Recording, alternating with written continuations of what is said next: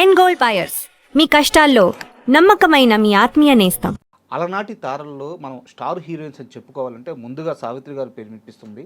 ఆ పేరు వెనకాలే మనకి జమున గారి పేరు టక్కున గుర్తుకు వస్తుంది. ఆమె చేసిన సినిమాలు, ఆమె పాత్రలు ఎప్పటికీ అజరామరం.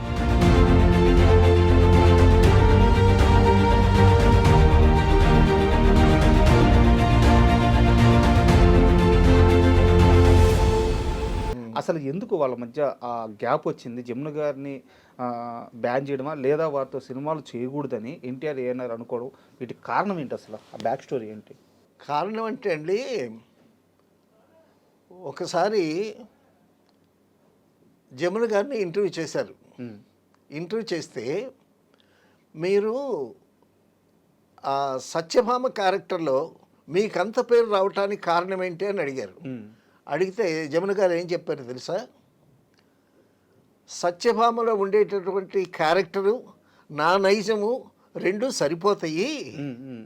సో సత్యభామలో ఉండేటటువంటి ఆ డిగ్నిటీ, ఆ ఇంటిగ్రిటీ ఇదంతా నాలో ఉంది పర్సనల్గా, కాబట్టి నేను చక్కగా సూట్ అయ్యాను సత్యభామ క్యారెక్టర్కి అని చెప్పింది ఆవిడ. అంటే సత్యభామ క్యారెక్టర్లో ఏంటి, ఆ బిగువు, బింకము, అలక, కోపము అవన్నీ కలిపినటువంటి క్యారెక్టర్ కదా.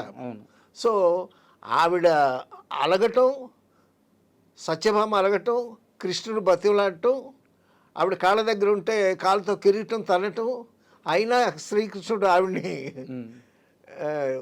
ఇదవటం, మళ్ళీ ఈవిడ అయ్యో నేను మీ తలని నా కాళ్ళతో తన్నానని ఈవిడ ఇదవటం. సో ఈ ఎలకలు గమ్మత్తైనటువంటి ఆ నైజం సత్యభామకు ఉండేటటువంటి నైజమే నాకు ఉంది, అందుకే బాగా సూట్ అయ్యాను. తర్వాత ఒక రిచ్ ఫేస్ ఉండాలి సత్యభామకి, సో ఆ రిచ్నెస్ నా ఫేస్లో ఉంది అని ఆవిడే చెప్పింది. మరి సో కరెక్ట్గానే చెప్పింది, అందులో తప్పే ఉంది. కరెక్ట్గానే చెప్పింది. ఏమో చిన్న చిన్న వస్తాయండి. ఆవిడేంటంటే కొంచెం యాక్చువల్గా వాళ్ళ ఫాదరు పసుపు వ్యాపారం చేసుకోవటానికి తెనాలి దగ్గర దిగ్గురాలు వచ్చి సెటిల్ అయ్యారండి వాళ్ళు. ఓకే. అక్కడ చిన్నపిల్లగా ఉండేటప్పుడు స్కూల్లో డాన్స్ చేయటం అది ఇది చేయించేవాళ్ళు. చేయించేటప్పుడు కొంతమంది అడిగారు, మా ఫంక్షన్స్లో డాన్స్ చేయించండి అది ఇది అని. అలాగే సినిమాల్లో రావటానికి ఆయనకి ఇష్టం లేదు. ఓకే. ఆవిడ కూడా, ఫాదర్ కూడా కాస్త చాలా గట్టాడు. సో ఈ జమున కూడా ఆ విధంగానే ఉండేది. కానీ దుగ్గిరాల హై స్కూల్లో చదువుతూ పెరిగింది ఆ అమ్మాయి. ఆ దుగ్గిరాల హై స్కూల్లో జగ్గయ్య గారేమో టీచర్గా పనిచేశాడు. జగ్గయ్య గారి స్టూడెంట్ జమున అనమాట దుగ్గిరాల్లో. సో దుగ్గిరాల్లో ఉండి ఆయన ఫాదర్ పసుపు వ్యాపారం చేశారు. ఆయన పేరు శ్రీనివాసరావు గారు. తర్వాత స్కూల్లో జగ్గయ్య గారు జమున చేత చిన్న చిన్న నాటికలు ఆడించాడు. సో ఆ విధంగా జగ్గయ్య గారిని చూసి ఇవి నేర్చుకుందనమాట. ఓకే. తర్వాత గరికపాటి రాజారావు గారు పుట్టిల్ అనేటటువంటి సినిమా తీస్తూ, ఆయనే డైరెక్ట్ చేస్తూ, ఆయన హీరోగా వేస్తూ, ఈ జమున అప్పటికే పెద్దదైంది, నాటకాలు గిటకాలు వేస్తుంది, మంచి పేరు వచ్చింది, డాన్స్ కూడా నేర్చుకుంది, చాలా చక్కగా అందంగా ఉంటుంది. ఆవిడ్ని తీసుకొచ్చి, జమున గారిని తీసుకొచ్చి హీరోయిన్గా పెట్టారనమాట. గరికపాటి రాజారావు గారి ద్వారా జమున గారు సినిమా ఫీల్డ్కి వచ్చారనమాట. ఓకే. అంటే మీరు ఆమె జర్నీ చెప్తున్నారు, ఆమె ఫాదరు, వాళ్ళ ఫ్యామిలీ బ్యాక్గ్రౌండ్ చెప్తున్నారు. నా క్వశ్చన్ ఏంటంటే, నేను మళ్ళీ ఓపెన్గా అడుగుతున్నా, మీరు కావాలని చెప్పట్లేదేమో, ఏదన్నా చిన్న కాంట్రవర్సీ ఉందనుకొని ఆపుతున్నారేమో. ఎన్టీఆర్ గారు, ఏఎన్ఆర్ గారు జమున గారిని దూరం పెట్టడానికి గల కారణం ఏంటి? ఈవిడికి ఏంటంటే సినిమాల ఫీల్డ్కి వచ్చిన తర్వాత అప్పటికే పెద్ద వయసేం కాదు, సినిమా ఫీల్డ్లో అనుభవం లేదు.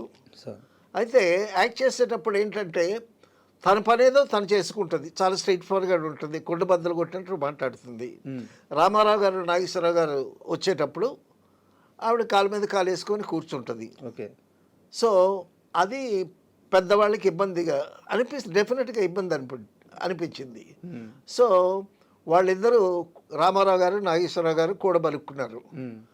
అమ్మాయి లేటుగా వస్తుంది, కనీసం సారీ కూడా చెప్పదు, పైగా ఎంతమంది నాగిరెడ్డి గారు, చక్రపాణి గారు మనం ఉన్నా కూడా కాలు మీద కాలేసుకుని కూర్చుంటుంది.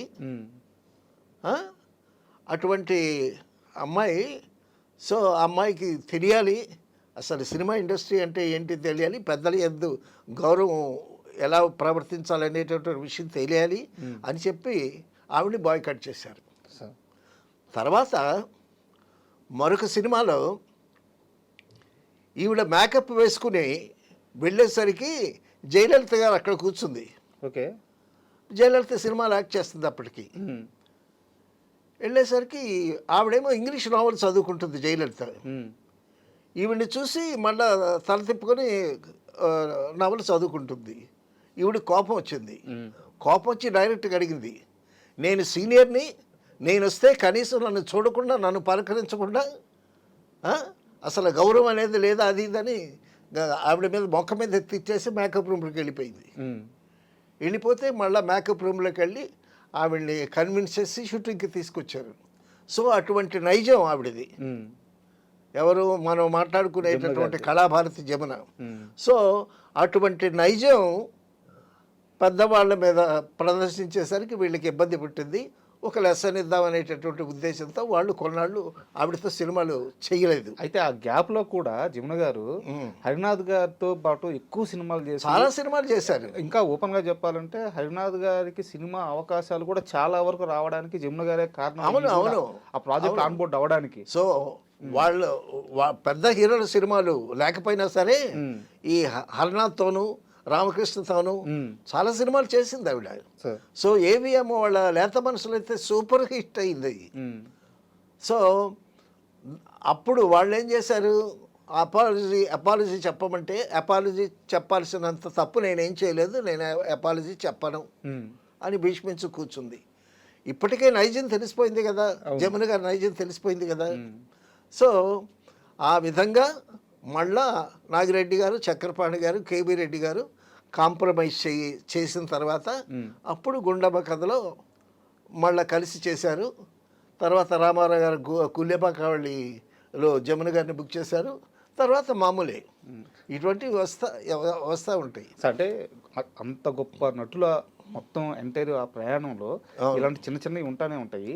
గట్టిగా ఆమె నటన విషయానికి వస్తే సార్, చాలా చిన్న వయసు టీవీలో చూశాను మన మోగ మనుషుల సినిమా. దాంట్లో గోదారి గట్టుంది, అసలు ఆ పాట గాని అసలు ఆమె క్యారెక్టర్ గాని ఎంత బాగా చేసింది అది. తర్వాత మోగ మనుషుల్లో జమున గారి పోర్షన్ అంతా విశ్వనాథ్ గారు చేశారంట. Okay, direction. ఇప్పుడు నాగేశ్వరరావు గారు సావిత్రి పోర్షన్ అంతా ఆదర్శ సుబ్బారావు గారు చేసేవాళ్ళు. ఇది చాలా ఎంటర్టైనింగ్ క్యారెక్టర్, కలుపుగోలు క్యారెక్టర్ కదా. సో ఈ పాటలు తర్వాత ఈ చలాకీగా తిరిగేటటువంటి ఇవన్నీ విశ్వనాథ్ గారు చేశారంట. సో దట్ క్రెడిట్స్ ఆ జమున గారు ఆ పాటలు కానీ ఓషర్గా యాక్ట్ చేయటం కానీ that credit goes to Viswanath గారు.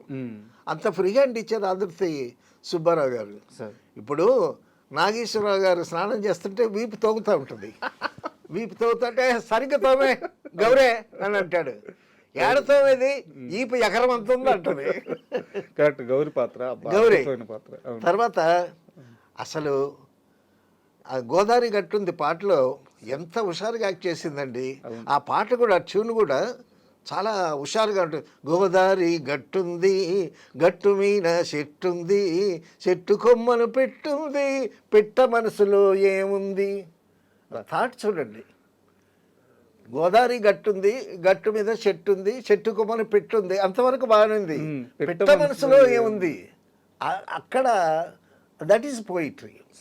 తర్వాత అందులో నాగేశ్వరరావు గారు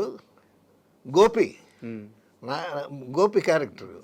నాగేశ్వరరావు గారు తన మీద ఇష్టపడటం లేదని తెలుసుకుని ఒక పాట ఉంటుందండి, మాను మాకును కాను అని.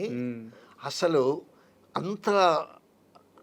అంత లైవ్లీగా ఎంటర్టైన్మెంట్గా ఎగురుతూ గంతులేస్తూ పాడినటువంటి జమున ఆ సాంగ్లో ప్యాథర్స్ కూడా ఎంత అద్భుతంగా యాక్ట్ చేసిందండి. లాస్ట్కి ఆ ముసలి క్యారెక్టర్లోకి వచ్చేస్తుంది అదే పాత్ర మళ్ళీ. అవునవును, అక్కడ కూడా అద్భుతమైన అతను. అమ్మా అద్భుతం. తర్వాత ఆ పాట కూడా మాను మాకును కాను, రాయి రప్పను కానే కాను, మామూలు మనిషిని నేను, నీ మనిషిని నేను, నాకు ఒక మనసున్నది, దానికి ఆశలున్నాయి, ప్రమిదెను తెచ్చి ఒత్తిని వేసి ఎలిగించేందుకు వెనక ముందులాడేవా అని ఆ జుత్తు విరబోసుకొని ఆ ప్యాథెటిక్ ఆ పాట వస్తూ ఉంటే ఆవిడ పర్ఫార్మెన్స్ అండి అసలు చెంగున లేడీలా ఎగురుతూ ఎంత అద్భుతంగా యాక్ట్ చేస్తుందో, ఆ ప్యాథెటిక్ సీన్లో కూడా అంత అద్భుతంగా యాక్ట్ చేస్తుంది.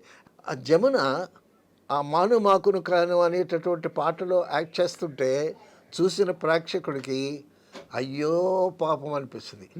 అంటే నాగేశ్వరరావు గారిని అంత ప్రేమిస్తున్నా ఆయనేమి పట్టించుకోడు ఈవిడి గురించి అని అసలు మనకైతే హృదయం ద్రవిస్తుంది. అంత బాగా యాక్ట్ చేసింది. తర్వాత అండి